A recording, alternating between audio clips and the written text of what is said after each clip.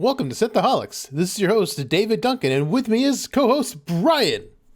Back! Hello, David. How are you doing? Doing good. How was your hiatus? Oh, it was a hiatus that happened, and now I'm back. I did watch the episode you did with Guy, and can confirm you did talk about Star Trek.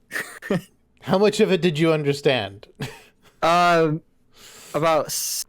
3%, I was gonna say 3 to 7%, somewhere in there. Yeah, we didn't get into Lower Decks much, so we didn't cover anything that you're super aware of. Yeah, I had no idea what you talked about.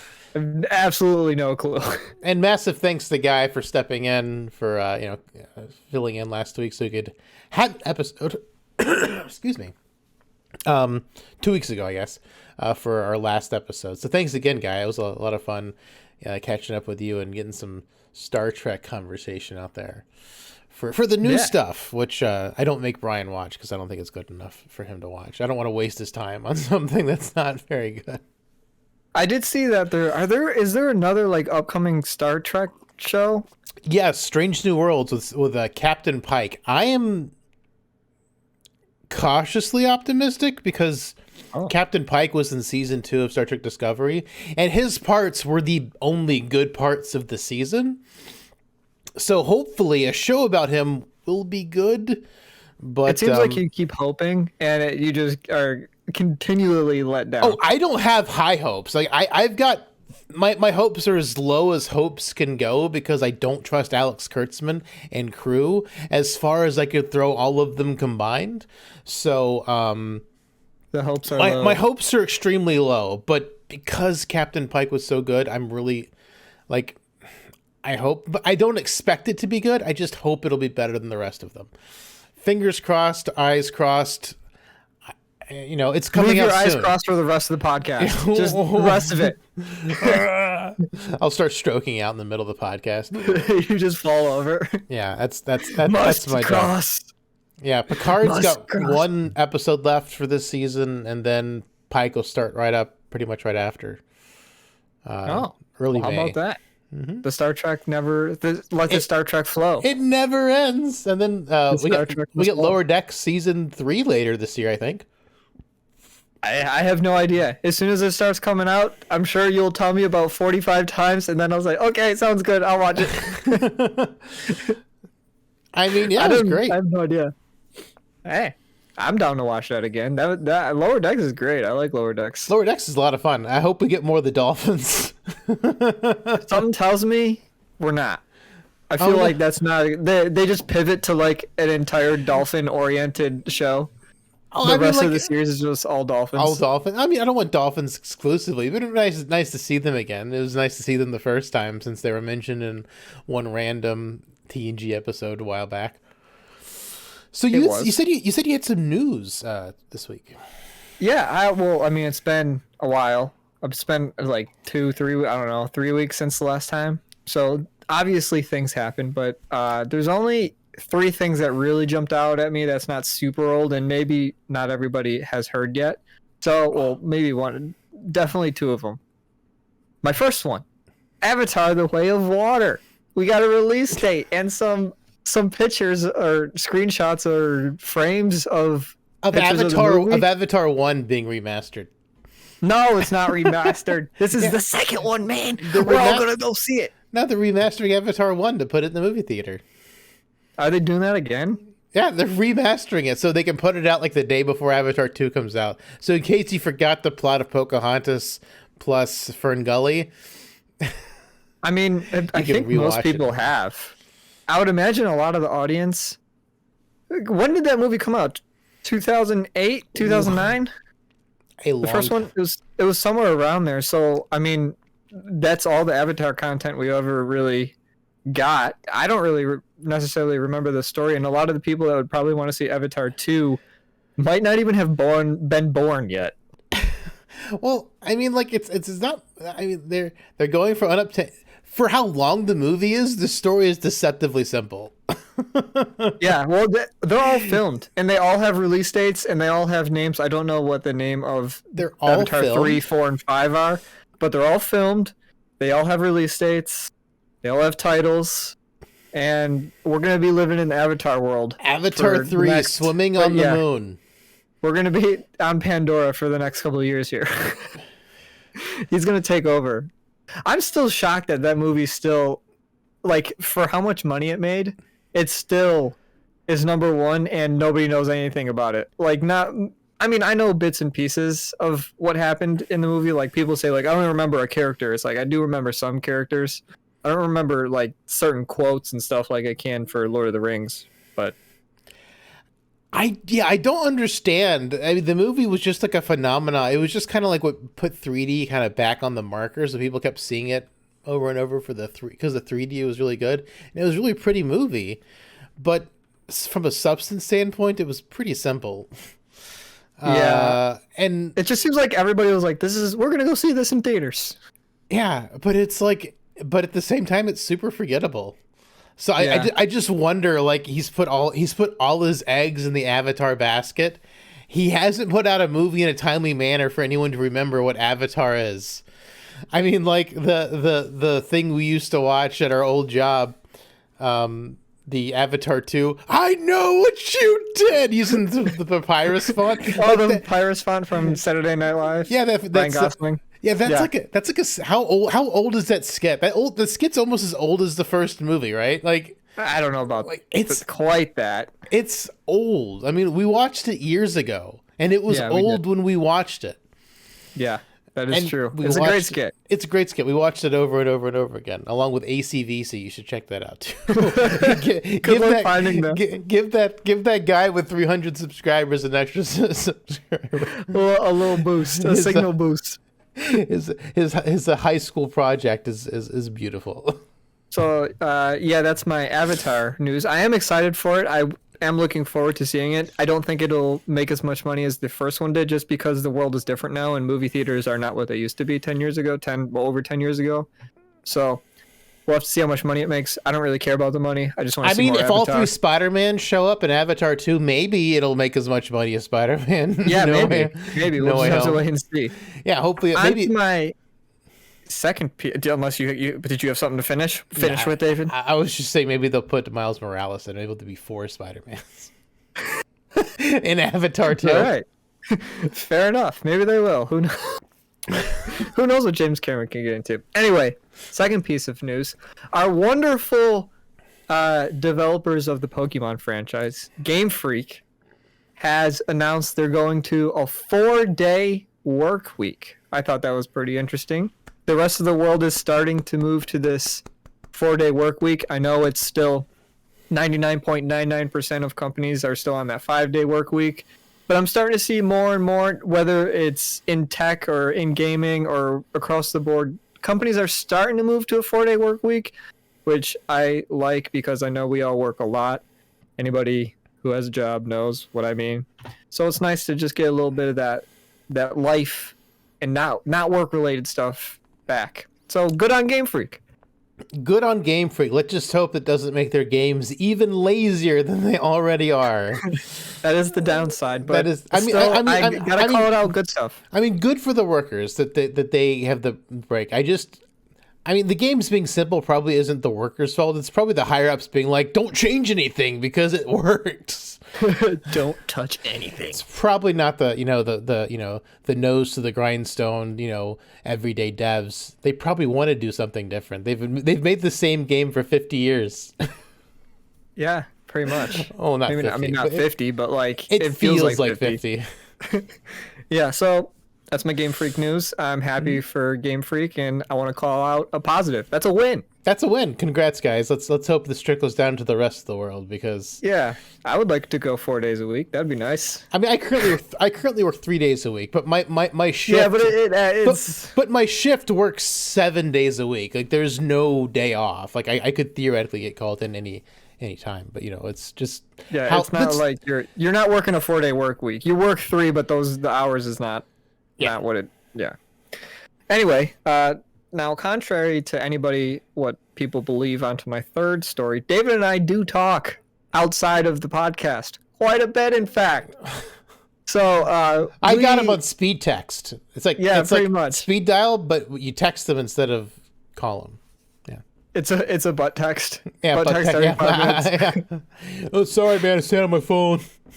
So we have already talked about this quite a bit, but it's something obviously I wanted to talk about. Overwatch 2 beta.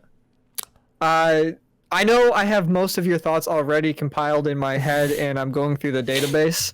But what are your thoughts on Overwatch 2 beta for the people who are listening? For the people, yeah, we haven't really talked much game-related stuff, and since it's a video game movie, might as well get into some game conversation. Overwatch 2 beta. For a game that's been in development as long as it has been, since they started working on it long before Overwatch. I mean, they started working on it supposedly, not too long after they shipped Overwatch 1, because I guess Overwatch 2 was going to be have a single player focus as well. And my wife's phasing in and out of the background. The Overwatch 2 started development long enough ago so that we've got to get, I guess most of the development's going to the single player aspect. That's probably clear because the multiplayer beta is extraordinarily lackluster. We've gotten 3 new levels. We've played like 100 games. We've seen one of these levels once. One of the maps. One of the new maps. So we've got 3 new maps. We've got 1 new character. We've got 3 characters that have had pretty hard reworks, and everyone else has just had minor tweaks. Or nothing at all, probably. I don't know. Well, I think everyone's had like a speed boost. A little something. For their base movement. Everyone's had like a little bit of a hit point rework. But I mean, like, fundamentally how their character plays is more or less exactly the same for most of the characters. This beta is extremely lackluster, in my opinion. What do you think, Brian? Well, I pretty much agree with you on everything. I don't know if this beta, I feel like what you said yesterday when we were talking about it is we're probably playing an old version of the game that is older, that is not like currently what they're working on. I'm sure they have a much farther version of the game in development rather than what we're playing. We're playing an old build for sure. Yeah, it feels like we're playing a 2 or 3 year old build of the game. Like the one they showed off when they originally showed footage 2 or 3 years ago. Yeah, the one. Well, I mean, even before that, I still remember seeing. Not that I've looked for them like in the past 2 days or whatever, but like there was videos when they first like showed off Overwatch 2 at BlizzCon, whatever the heck, 2017 or whatever the heck it was. Yeah. Probably not 2017. But whenever they showed it off, there was videos of a lot of the PvE content. Well, not too much, but enough to distinguish that it wasn't just Overwatch 1 anymore, it's Overwatch 2. And that's not present here. All that's really present is you can play quick play, and you can play heroes without their new default skins.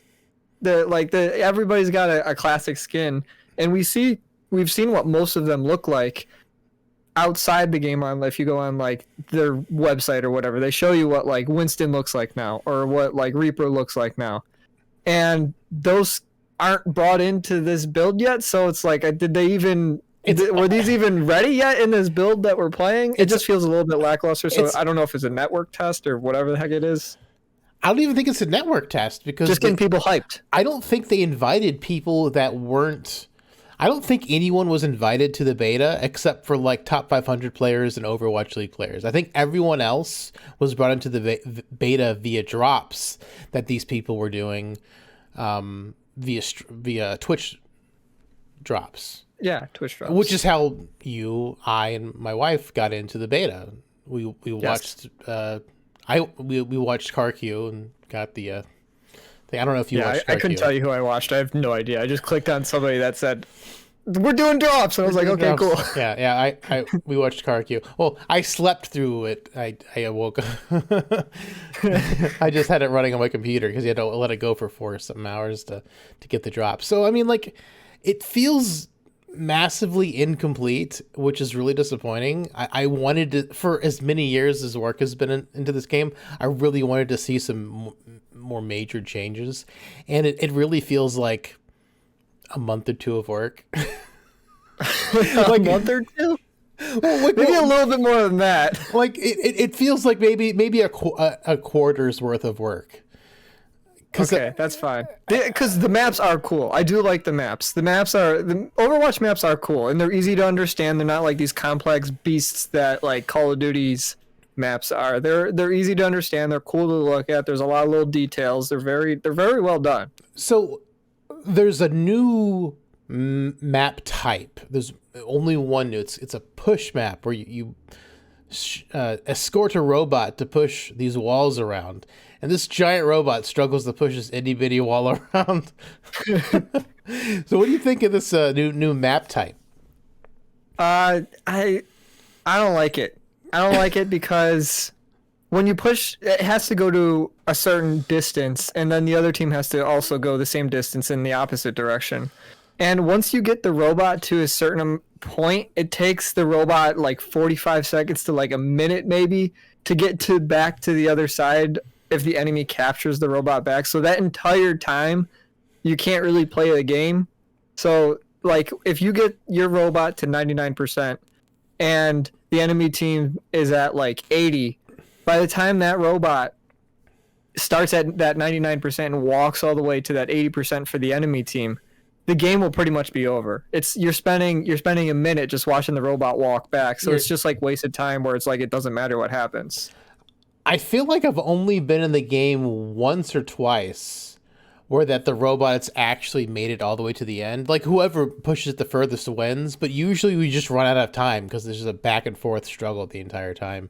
So it's some tweaking has to be like at least like the old push maps where like they were like you would unlock a cart and you'd move the cart, like that kind of made sense because like the one on Numbani, it had Doomfist's fist in it, and like you're trying to keep Talon from getting it to complete the building of Doomfist or whatever, or to keep him from getting his ultimate weapon or whatever. So I mean there was like some kind of lore behind it, but he's just pushing like a red barricade or like a blue barricade, like. What? Why? Like? Yeah. Bring back lore. Bring back the lore. The lore was awesome in Overwatch, and I've told you that like 100 times. I really do like the lore. They just like abandoned it. The lore in Overwatch was great. I feel like they kind of stopped like halfway through Overwatch 1's run, and they just kind of forgot about the lore.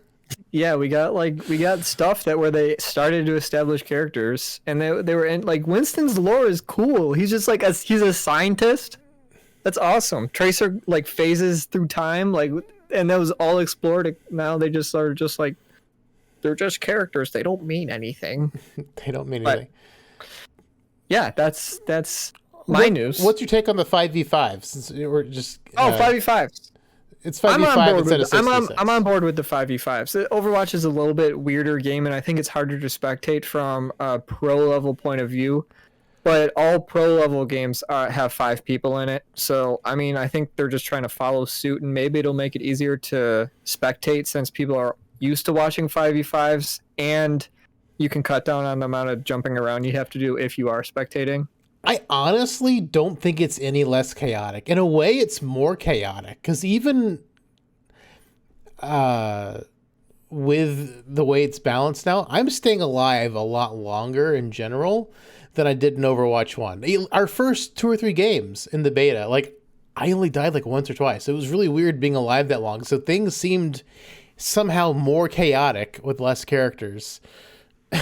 Yeah, we'll have to see what... Because obviously that decision was made with plans behind it. It's not like they just like dropped a character randomly or dropped a hero randomly out of the game. I'm sure they had their reasons. So hopefully they have something that they're ready to start Jeff Kaplan Overwatch League with. Jeff Kaplan took the character with him.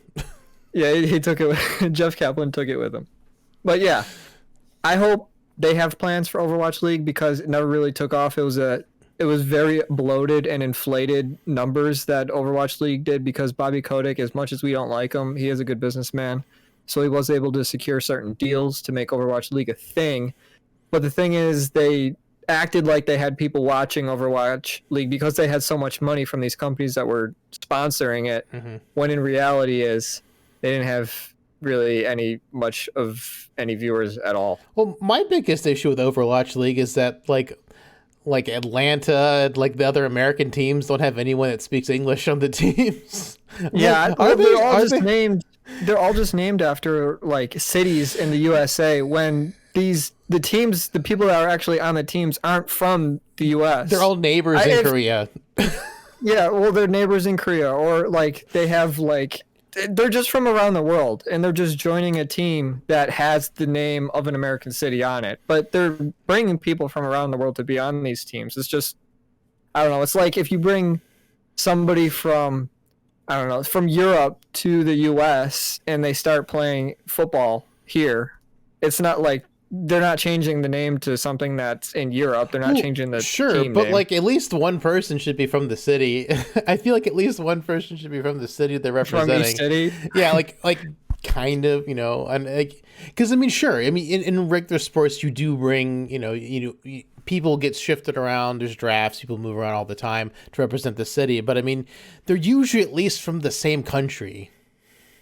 Yeah, usually. I think maybe they should just let Overwatch League let these teams decide what they want to call themselves. I think that was a weird thing. There's no professional game where the game itself is telling these teams what their names are. Most of them are like they earned their spot, not like they were given a spot from the Overwatch League. You know what I mean? Well, Like I think the way the original Overwatch League was supposed to work just didn't, because I remember we were talking about it a long time ago when they first announced it, and there would be tryouts and everything. So did either no one in America tried out, or everyone in America was too bad at playing the game to? Well, I think at this point, it's definitely clear that like people that are from South Korea just happen to. I don't know why. I would be interested to figure out why, but like South Korean people are just better at games than most of the world. There are some American pros, but they're in the vast minority. Yeah, they're mostly South Korean. I don't know why. It's just the way the world worked out. So, onto our meat and potatoes. Meat and potatoes. Sonic and Sonic 2. We can briefly talk about Sonic from memory. I did not rewatch Sonic in preparation for this. I do know they were, like we just talked about, they were cyberbullied into making Sonic look like he's actually from the video games in the first movie, rather than some monstrosity that they picked up at a pet store. So do you think Sonic 2 would have happened had they ran with the original look of Sonic? That's a hard... I don't know, because here's the thing. First, let's start off with our ratings of Sonic 1 and Sonic 2. We can do Sonic 1 first, then we'll move to Sonic 2 just to get our ratings out of the way. So, David, for Sonic 1, what do you give it? It's going to be a weird rating. Like I'm going to give them probably both, Sonic 1 and Sonic 2. I'll probably give them both an 8. They were not offensive. They weren't true to the source material, but I think they're just trying to reboot the source material for the movie, because the original origin was really weird and not on Earth, so they kind of want to make it more Earth focused, and Sonic isn't from Earth in these movies, so there's that parallel. But they kind of wanted to do their own lore, I think, but just pull in bits and pieces, so that's fine. They're very family movies, like families with 5 and 6 year old movies. Like they're not very edgy or adult Dark friendly. humor, Rick and Morty, Adult Swim. Yeah, they don't. There's like very little to no adult humor in them. But they're good films. I mean, they're fun not superhero. They're fun video game movies, and they were well done. I don't have a burning need to see either one of these movies again, but I thoroughly enjoyed them when I watched both of them. I was like, wow, these are actually pretty good. Like, they're not like overtly terrible, so I have to give them both like an 8, because they're not overtly terrible. They were fun movies to watch, and I enjoyed them. But again, no need to watch them again. But that's kind of my just general rating. What do you think? For the first movie, I would give it an 8. I did enjoy the first movie a lot more than I enjoyed the second movie, but my brain went to a place where, I grew up playing the games, playing Sonic, and I felt like I was expecting to go see these movies and be as entertained or enjoy them as much as I did when I was a kid playing these games. These movies aren't targeted towards us anymore. They're family films, they're for kids. They're not for us anymore. We have outgrown Sonic the Hedgehog in movie terms. So the first one, I felt it was a little bit better, just in terms of being a little bit more for adults than this one. I felt this one they really leaned into more like there was kids in my when I went to go see the movie and they were like dying laughing in there. They're I understood the jokes, but obviously I'm not 6, so it's like okay, cool. But for the second movie, I would probably give it a 6 or a 7 for people that are our age. If you have kids or are 6 watching us, go see the movie. You'll like it. But I don't know if I would necessarily suggest anybody to just go run out and see these movies. They are fun. They're fun to watch. It's a good time. So I don't know if it's movie theater fun to like go to a movie theater and watch it. Maybe just throw it on the TV when you're just kind of hanging out. But yeah, that's what I think about it. I mean, the action standpoint, I was really hoping Sonic 2 would have upped the action ante a little bit. It did not. It actually brought it down, which is kind of weird because the Sonic 1 had like 2 or 3, I want to say, like really good slow-mo moments where you see how fast Sonic is going compared to everyone else. And they only did that once maybe in this movie. So that was a little bit of a letdown because like anytime you can do slow-mo effectively in a movie, when you're representing a character that goes really fast is a lot of fun to do. And it's a little bit disappointing that they didn't lean into that more with the Sonic character. And the only other big criticism I really have is that like Sonic the Hedgehog as a character was supposed to be edgy and appeal to teens. Like that's kind of like his thing, like the rebellious, like, but he's like now appealing to like 6-year-olds, like he's appealing to half the age of his original demographic. So I mean, like if he's appealing to teenagers and being like more like the teenage, like edgy and rock and roll, like that was. I wished maybe it would have made us enjoy it more if it was more geared to teens, but it's definitely geared to the very younger side of the children, I think, for sure. So for the first movie. Mm-hmm. We were just talking about if they didn't have Sonic fixed, I guess, because they got cyberbullied. The most successful and proactive cyberbullying ever done. I mean, cyberbullying's never great, but Sonic deserved it. His face was horrifying. I think it's okay to cyberbully companies when they do something stupid. Yes. I think it's perfectly okay. Yes. But I want the cut. This movie exists with Sonic looking like a normal hedgehog, and I want that cut.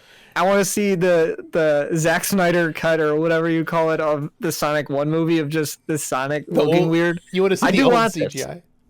And I will watch it again if it happens, just because I know it exists. Because this movie was done, and then they got cyberbullied so much, they went back and fixed it in all the scenes. So it does exist. I do want to see it. I mean, I would rewatch Sonic 1 just to see the horrifyingness of it. To see how badly it was, or if it would still work. Because I honestly don't think Sonic 2 would have been made had they left Sonic the way they did. I think it would. I think the fan backlash. It would. Really? Yeah. Because the movie, as cool as Sonic is or whatever, to me, what I was most interested in, and I would still think this is true for kids as well. Dr. Eggman Jim Carrey does a great job playing Dr. Eggman. Fantastic. I can't think of any actor. I think he sold the show in the first movie, and he sold the show again in this movie. And there's so much money behind Sonic, I don't think kids are caring what Sonic really looks like. You know what I mean? Like, sure. You and me are obviously looking at it from a more critical standpoint, but if you're 6 years old, you're like, that's Blue Hedgehog guy. Yeah, that's true. And we've grown up with Sonic for a lot longer, so the way he looks is more ingrained in our head, or the way he's supposed to look is more ingrained in our head. And the thing is, Sonic 2 were born in 2015, so it's like... yeah, absolutely. Jim Carrey's performance is outstanding in both films. I love just it for that. This is some 90s Jim Carrey here. Yeah, this is but clean. But 90s Jim Carrey, but like not dirty. Like it's like he's restraining himself enough because it's a PG movie, but otherwise it's wacky Jim Carrey, which is great. I really like it when he can just let loose and just be an insane person, and that's when Jim Carrey really shines. Yeah. Now, I don't know if he's coming back. He did say he is retiring after this movie. This was his last movie, according to him. But he also said he wants to do Fat Eggman if they do a Sonic 3. He really wants Eggman to be fat. So bodysuit, or like maybe maybe he'll like do voiceover. I don't know. Like, I wonder how crazy he can be in a big fat suit, or like not even like a regular fat suit. Because if he wants him to be like an egg-shaped Eggman, it would be a very strange suit to wear for him to act in. I have no idea what they're gonna do. All we know at this point, at least from the public point of view, is that Jim Carrey is no longer acting. I know the directors and the writers for Sonic 2 said they'd be pretty disappointed if he doesn't come back, and they won't replace Dr. Eggman because Sonic 3 is greenlit. It's being made. It's going to happen. It's just if Jim Carrey's welcome to be in it, from my understanding, and they won't replace Dr. Eggman if he chooses not to. So they'll probably just go with, I guess, spoilers here. Just jumping straight to the end. The third movie has Shadow as going to be obviously the bad guy in Sonic 3, and I don't know if Dr. Eggman will be around for that or not. Well, it's neat. Speaking of the ending, they don't find Dr. Eggman's body. It's very strange that he would be able to survive through this, so it's ambiguous whether he's alive or not. So I mean, they did a good job so that if he doesn't show up in the next one, it's fine. But also if he does, it's still fine because they didn't find the body. But it is a very difficult thing to live through. What happened at the end of that movie? Yes.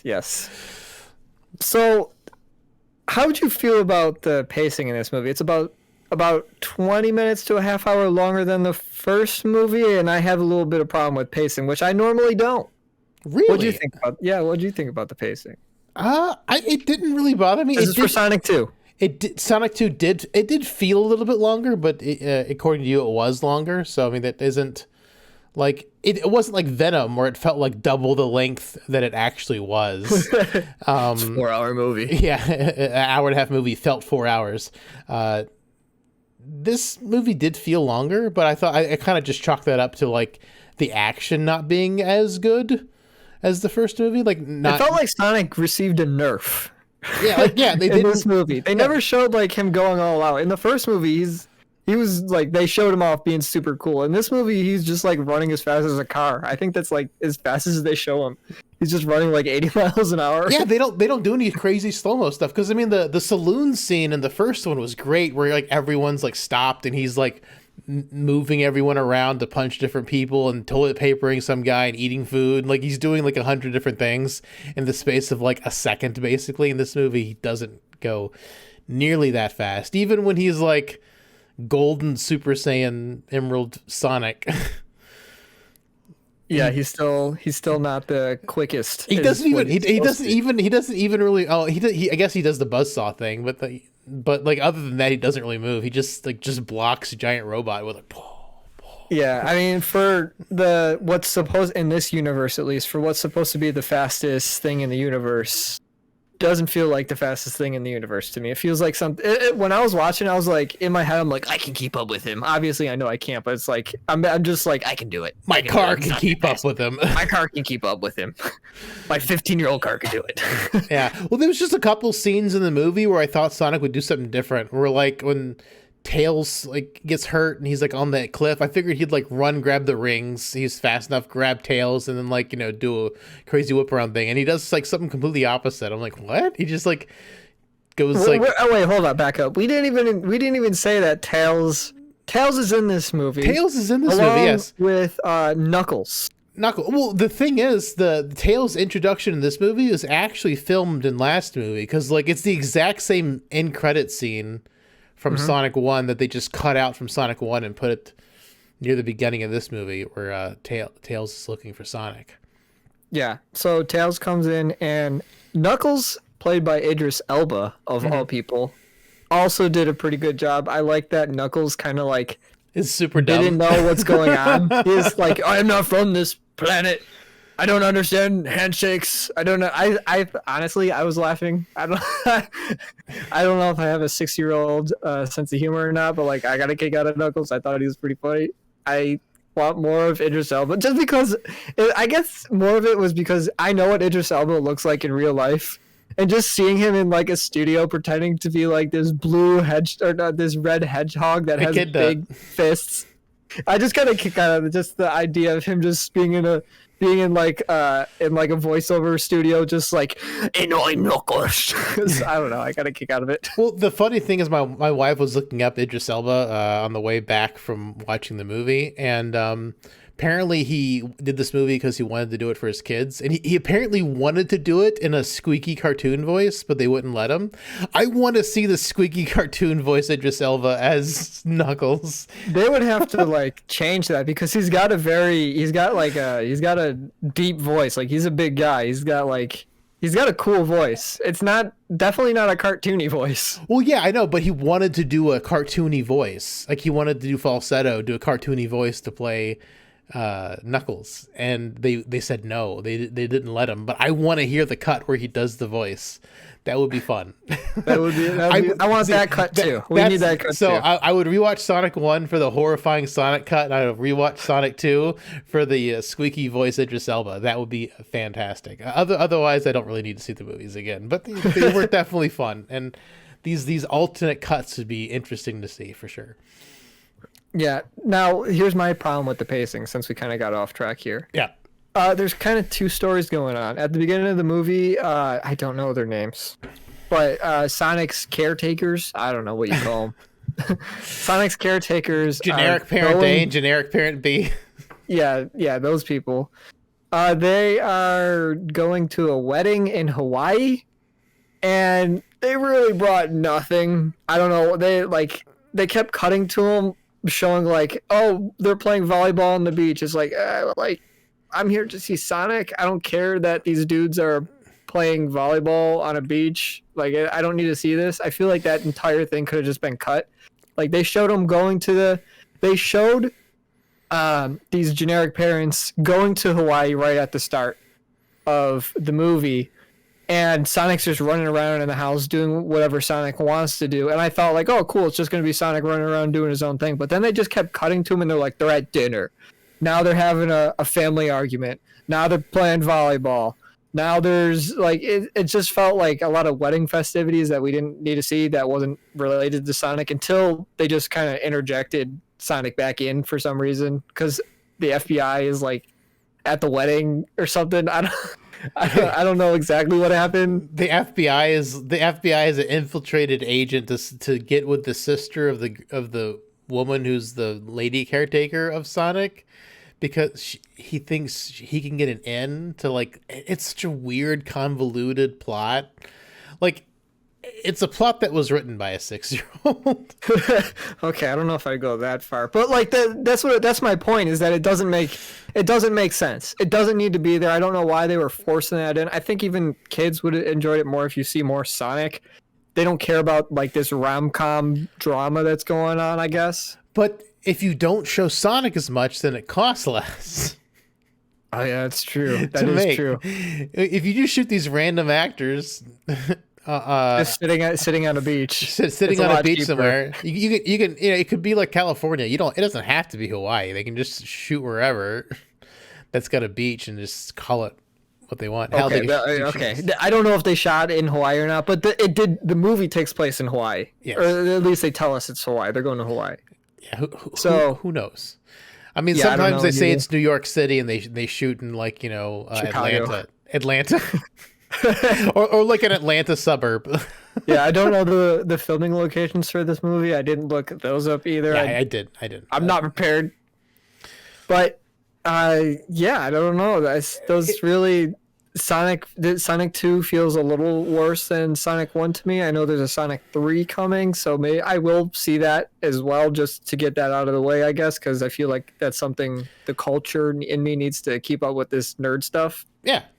Yeah, I'll go see Sonic 3. I mean, I'm not disappointed with the first two movies in any way that I would be like, no, I'm not going to go see Sonic 3.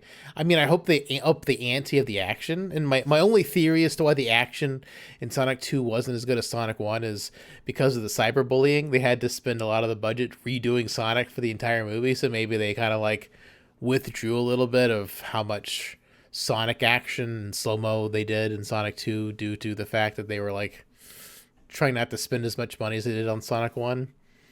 Maybe I think Sonic 2 did really well in the box office. It beat Morbius to a pulp. Well, that wasn't hard to do. I mean, yeah, I didn't even see Morbius. That's my point. I heard it was really bad. But side note on Morbius, Jared Leto, who plays Morbius, is a method actor, as many of us know already. And during this filming movie, Morbius must have... I don't know anything about Morbius. I haven't seen the movie either. But apparently he can't walk normally, so he needs to use crutches. I'm sure you've heard of this, but like... he crutched in the bathroom. Using crutches. And to use the bathroom, it would take like 50 minutes. And the crew got so annoyed with him. They started telling him to get into a wheelchair, and they were going to start wheeling him around instead of him using crutches because it would take him 45 minutes to do anything. I don't know. I feel like we got to stop holding Jared Leto on like this high pedestal. He did one movie that he won an Oscar with. I don't remember what the name of the movie was. But he won an Oscar for it. And ever since then, I feel like the world is holding him at this high level of actor when he's not that good.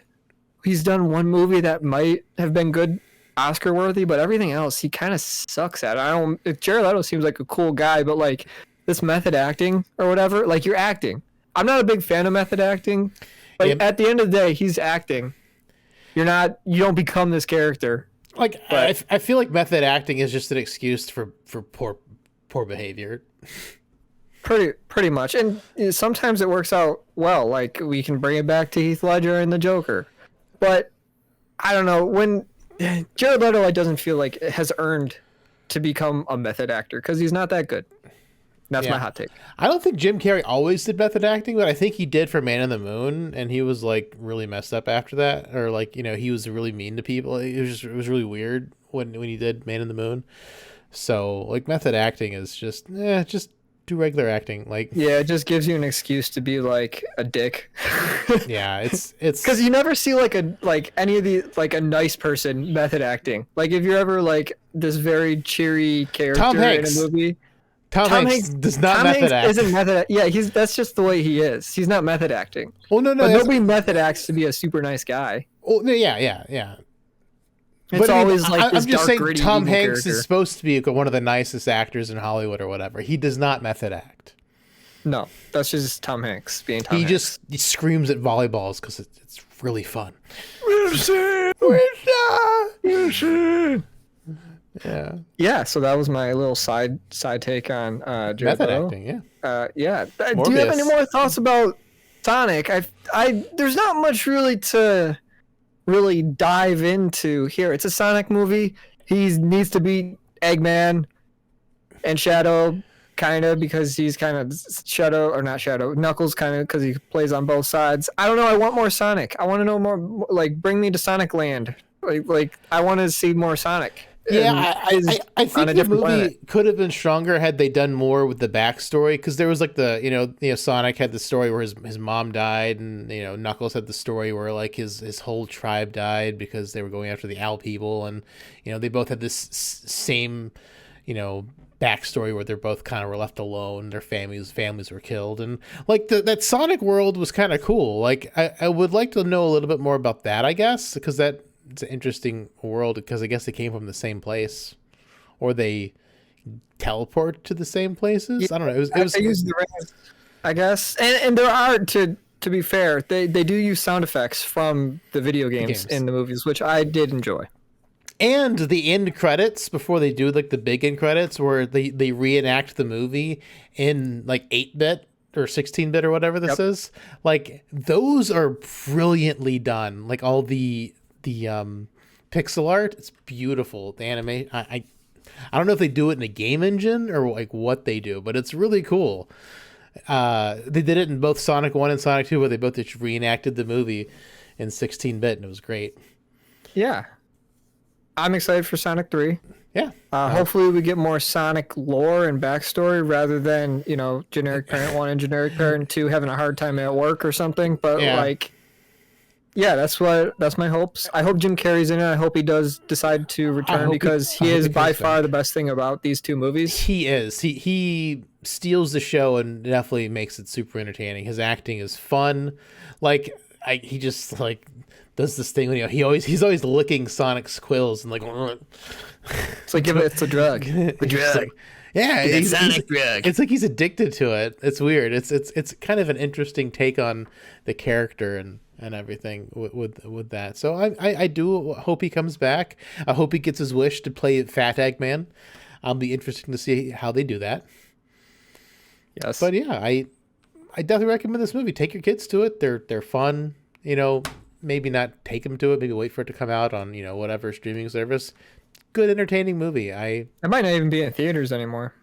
Oh yeah, it might. It's been a while. Yeah, well that too. And the movie theaters don't really play a ton of movies anymore unless it's a Marvel movie. It's kind of just in the movie theater for a week and then it kind of just disappears, and then it goes to a streaming service. So It might already be streaming. I don't know. Yeah, I don't know. I haven't kept tabs on it, but definitely enjoyable couple of films. Definitely. Up next is going to be Moon Knight or Doctor Strange. Probably whatever Doctor one Strange. I don't know if first. Moon Knight's done yet. Yeah, I don't know. I don't really know where that's at. But one of those two, those are probably the next two upcoming podcasts that we're going to be talking about, I think. Yeah, probably. Those will probably be the next two upcoming. Not sure which order, but you'll find out when we do. We don't decide our topics until 30 minutes before the podcast. Absolutely. We are off the cuff. Or by the cuff. Yes. All right. Well, thank you, Brian. It was fun. Thank you, David. Remember to email David at synthaholics@yahoo.com. Mm-hmm. And then, if it's a good email, you could read it on the air and discuss it on the air for you guys. So that's something we've done in the past and we are willing to do again. So go ahead and do that. You can email us at synthaholics@yahoo.com.